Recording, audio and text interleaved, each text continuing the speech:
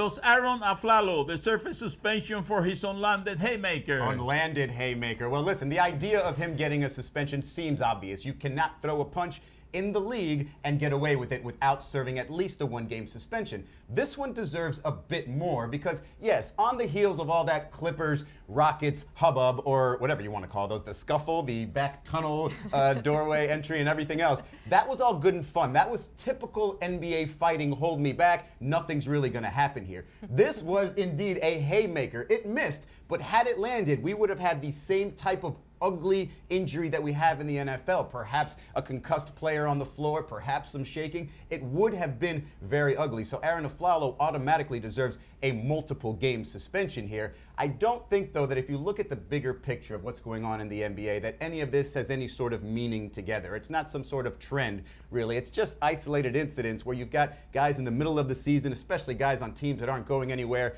just unhappy, and little things start to trigger their short temper, and you have situations like this. Clearly, he's going to be penalized over the top, and we'll see if that keeps anybody else from having situations like this in the near future. Yesterday, we were laughing about the fight in Los Angeles because, as he said, everyone knows NBA players don't actually touch each other when they fight. And then Arron Afflalo goes out and he actually punches someone. Well, I mean, granted, he didn't really make contact and he ended in a headlock like a little brother, but it was still a real live fight.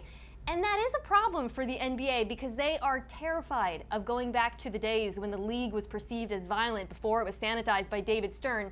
And that's why the footage of this fight was actually scrubbed from the League Pass version of this game later on. Even if nobody was hurt, they do not want this to happen. And more importantly, they don't want anyone to think that it happens in the NBA. You know, Afflalo, he looked like a fool.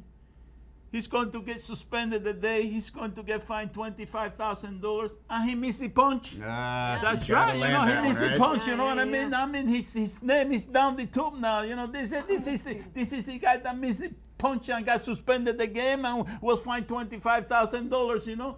Yeah, I mean, he's weak, very weak. End up paying six figures for a missed punch. I don't know if that's really right. The least you could do, at least you got to hit somebody. Even a referee hit somebody. Even a referee. That's not going to help their relationship right then now. It would be totally worth it. Have you ever punched anyone, Poppy? Never in my life.